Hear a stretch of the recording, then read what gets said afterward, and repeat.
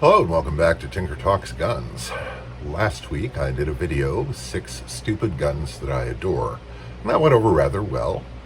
And tonight it occurred to me to do 6 guns I adore that are arguably not stupid. Then I got to looking at it, and there's so many more than 6 that was a problem. And the sheer number of them that were 1911s was also a problem. I love the 1911 for what it is and for my history with it, not because of spurious and misunderstood history. And I am not a member of the cult of the 1911. I'm not 2 world wars. Yeah, you know what else was in 2 world wars? The Ruby 32 pistol, the Luger, the broom handle Mauser, the Smith & Wesson and Colt Model 1917s, the Smith & Wesson Military and Police, and dysentery, which nobody brags about. So, I'm also not, well, John Moses Browning got it perfect. He didn't. Because John Moses Browning did not design the 1911. He designed the Model 1900, which over a number of iterations was altered by the Colt engineers until it was finally radically altered to produce the 1911, or rather the prototype Model 1910 that became the 1911 when it was adopted. Sources vary on whether or not John Moses Browning even had input on those modifications. So, but what it is a solid, reliable pistol with some history that is not entirely irrelevant even in the modern age. And it has spawned endless modifications and follow-on guns like the 2011, which I've shot a few of those, and if I could afford them, I'd have them. But I am a man of limited means. So I thought I would just show you my current 1911s. And I've had many more in the past, but these are the ones that I have now, and they're the ones that I'm really, really likely to hang on to. So without further ado, let's go to the tabletop and I'll start showing them to you. All right, we're going to start with my most recent acquisition because it's a work in progress. It's not done yet. This was a Rock Island Armory 9mm 1911 GI. And originally it did differ from a GI 1911 in a few respects, in having a flat mainspring housing and a civilian style safety. And it has a fully ramped Clark Nolan style barrel, which is a great addition to the 1911. This is 9mm, as I mentioned, and as you may notice, it is not GI anymore. This is being set up as a race gun, and as such, I've ported the barrel, custom fabricated a brand new front sight, cut a lot of checkering, and done a whole bunch of other things, but this is going to have a dedicated video soon. So we are not going to get too far into the weeds with this one.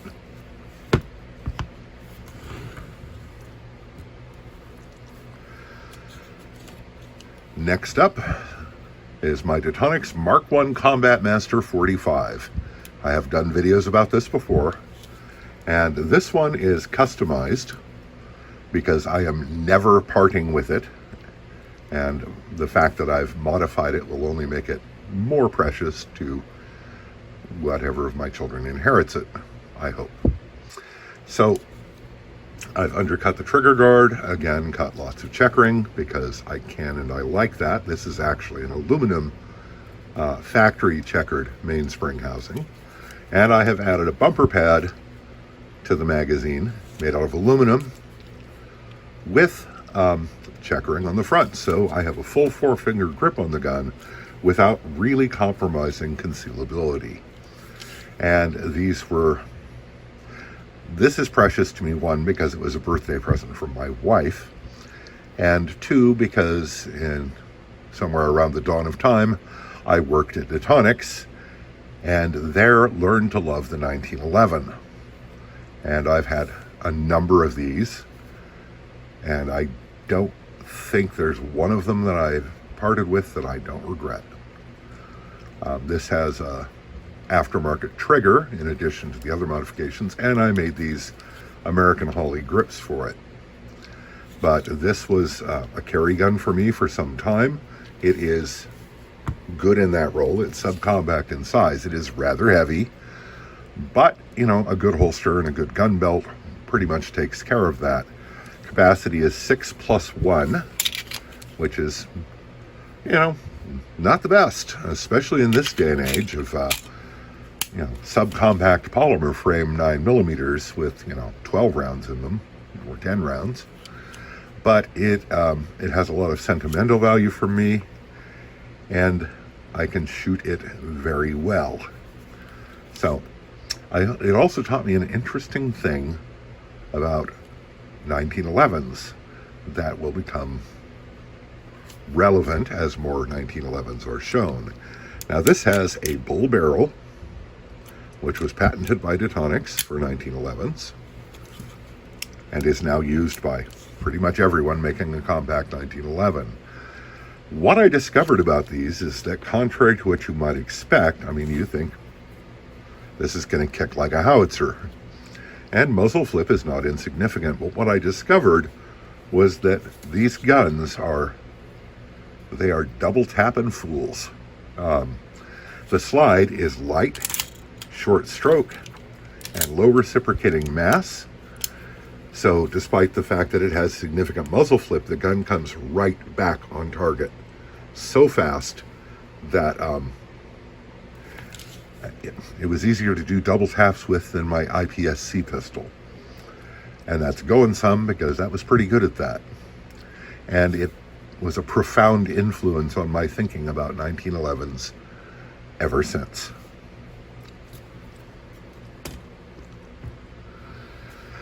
That brings us to a gun I dubbed the Street Racer. Now, I inherited this as a full-size 1911 in .45 with a few extra tweaks and a color of Teflon coating that I can only describe as baby shit green. It was astoundingly ugly, but it came from a dear friend. And he actually gave it to me as a gift and has subsequently passed on. Now, it had a beaver tail grip safety and other modifications because this was going to be his idea of the ultimate carry 1911. But I had different ideas, and I didn't want to change it because it was from my friend. And Linda said, "Are you kidding? He would have been fascinated to see what you would do with it." And I had to realize she was right. And so I have modified it. I went through a series of modifications, keeping it a full-size 1911. And then I further modify it with the 3.5-inch slide barrel and bull barrel, full-length guide rod. Novak rear sight, a custom aircraft aluminum front sight, and just a whole bunch of other changes. I've got a Extreme Gunworks recoil system in it with a flat coil recoil spring, and it is chambered in 9mm. And of course there is what I always do, checkering, and the blended mainspring housing, also with 20 line per inch checkering. I replaced the beaver tail grip safety with a new unit with a speed bump, and currently it's using a Detonics style J-hammer, which is not a Detonics part, because I was swapping things around and that's what I had. But it works very well, and if the Detonics is a double tapping fool, this is in 9mm. This is crazy fast. The trigger pull is set up for carry, meaning that it has a little bit of take up, but then it breaks cleanly at about 3 pounds with very little over travel. And extended ambidextrous safety was a must. And it's just a really, really good shooting carry gun. And of course, with a 10+1 capacity, it's not that far behind in the capacity arms race. It is heavy. It is 34 ounces, which is a lot for 11 rounds of 9mm, but it shoots exceptionally well. And I've done various cosmetic touches like blending in the front and going with a conical crown, and custom grips made by me. In fact, these all have custom grips made by me. And it is just a really good shooting gun. And yes, this was my carry gun for a while, until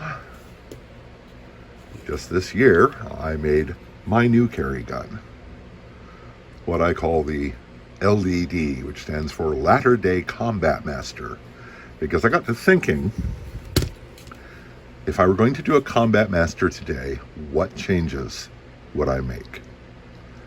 So this has a lightweight Hellfire Armory alloy frame with an under rail, which I have undercut and again checkered because me. And I had to do a custom shortened mainspring housing. It has a magwell funnel because I'm buying a little bit more into the idea of a combat master, with the idea that this would be sort of a carry gun / pocket race gun. And again, I've got the full conical bushing, conical crown on this one. It also has the AGW recoil system because it works. This has a SIG fiber optic front sight and a custom aircraft aluminum rear sight, which is checkered 40 line per inches front and back, so that it can be used as an emergency charging handle against an edge or a belt or whatever for one-handed cycling. It does have a functional grip safety, and I did not go with the full bobbed grip safety like the Combat Master. I did leave just a little bit of beaver tail there. And it is not quite as short in the grip because the only frames I could get were officer's model length. And as you can see, the Detonics uses a full-length mainspring housing with a custom shortened grip safety replacement, which cannot be replicated on this gun because of the way the frame is cut. The grips on this are denim micarta made by a friend of mine, which is really neat stuff. And like all of them, as you can see, except for this one, which is checkered, they are all highly textured. And trigger pull is about 3.5 pounds. Minimal take up, but there is take up, and essentially no over travel. And this has a commander style hammer, long trigger with a over travel set screw. And it is, again, it's just a very, very good shooting pistol. Very quick, very accurate, but it weighs 6 ounces, 8 ounces, I can't remember exactly, less than the steel frame counterpart. And it does have the Detonics Combat Master slide gun, which was originally because Pat Yates, the designer of the gun, did not believe in cocked and locked carry, so he carried hammer down and cocked the gun on the draw, so the cutout on the back is the length of his thumb. and they retained it for the unique look for commercial purposes, and I kept it because, you know, if it doesn't have that cut, it's just not a Combat Master. But another great fun shooting gun, and this is my everyday carry gun. And 8+1 capacity with 10 round magazines in reserve. I do not feel bad about the lack of a few extra rounds. And last but not least, my .45 caliber race gun. This is based on a Thesis Duty 2 and has been fully kitted out as a 1911 race gun for combat shooting competition. So it has bumper pads on all the magazines, magwell funnel, the checkering as all my other 1911s have, a beaver tail grip safety, ambidextrous safety, an EGW lightweight hammer. In fact, the entire trigger group is EGW. And flat topped with an express sights, big dot front sight, and a custom rear sight to go along with it for very rapid target acquisition. This has an EGW recoil system with a heavy guide rod, and as you can see is ported heavily, which is remarkably effective. And the trigger on this gun is about 1 3/4 pounds with an insanely short reset. So fully set up for competition, that's all it's meant for. It does have, this rear sight has been modified to also act for emergency cocking against barricades or against a belt. And it is an amazing shooter. Oh, and I have also this, which I will be getting another one for the 9mm race gun. This is a slide release that incorporates a gas pedal. And on the .45, it really makes a difference in rapid fire and double taps. And it doesn't matter that you prevent the slide from locking back, because in competition, you should be planning your reloads and never have to worry about the slide locking back anyway. And this is just a friend of mine who is very familiar with competition pistols. I slapped this in his hand, put a 10-round magazine in it, and he started shooting, and he just started shooting faster and faster and faster and giggling. It is a giggle-inducing gun, and with that 1 3/4 pound trigger pull with no take-up and practically no reset, you have to be careful. And I would never carry this as a defensive pistol, because it would be far, far too easy to let loose an uncontrolled shot under stress. Pistol matches, good to go. Anything else? Yeah, not so much. But it's a wonderful gun. I was very impressed with the Thesis Duty 2. It shot very well and functioned flawlessly. This gun has yet to have a bobble. It's only a matter of time, of course. Every semi-auto malfunctions eventually. And it is just a delight to shoot. And the fact that it's .45 caliber, you know, the only thing that really changes is a little less capacity. And at most matches, you can work around that pretty easily. So, there you have them. My current crop of 1911 based guns. I said that I learned to love the 1911 when I worked at Detonics, because they made them. But there's more to it than that. We were issued 1911 A1s when I was in the service, and we did not love them because, frankly, they were about 20 years past their shelf date. They were worn out. They were rattly. They weren't terribly accurate. And they left a lot to be desired by 1980. Now, yes, we kept them as our service pistol, primary service pistol, for over 70 years. This was not because it was the best thing since sliced bread. This was because handguns are literally the least important weapon system deployed in combat. And it was going to be expensive and a huge pain in the ass to replace them. But really, the Army was looking at potential replacements as early as the 1950s. It just took them 30 years to get around to it. Nonetheless, I love the 1911. And I love the 1911 mainly because of my experience at Teutonics, my experience in IPSC shooting.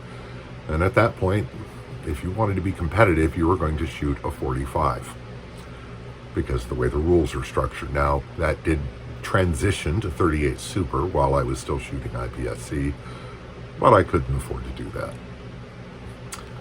The thing about the 1911 is it's like a Glock or an AR-15. It's Lego. There is more aftermarket support for the 1911 than maybe anything but an AR-15 or a Glock. And you can really make it your own and, do as you please with it.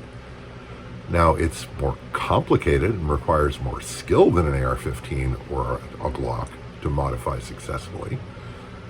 But the rewards are great, and the trigger pulls are... A bad 1911 has a better trigger pull than a good Glock, just as a function of the way it operates. The single action hammer fire lets you have a lighter trigger pull and a shorter reset. And if you're shooting in a hurry, that's really important, especially in competition. And there's a reason why 2011s are still, I'm not sure how they dominate modern combat pistol competition or practical pistol competition, but they're right up there with much more modern platforms like those from CZ and others. There's still a lot to love, and as a civilian, I really don't consider a 7 to 10 round capacity as a serious deficit. So, I love them. I'm not ashamed. And currently I have 5, and I'm sure I will have a lot more eventually over time. Because it's like the small block Chevy of semi-automatic pistols. With a little bit of skill, you can do a lot with it and really make it special and make it cool. So, shout out to my Patreons. Your contributions help more than you realize, because all of this costs money, and that's not something I've ever had a ton of. If you'd like to join my supporters on Patreon, there's a link in the description below, and it would be much appreciated. I'd also like to thank channel benefactors who have provided me with guns to show you and talk about to you, and ammunition so that I can afford to test guns, and all manner of other assistance. So your contributions are very much appreciated as well. If you liked the video, and if you're still watching, I suspect you did, please take 5 seconds out of your busy life to hit the like button, because it will really help the channel. So, I hope this finds you well. Stay safe, take care, and I'll talk to you again real soon.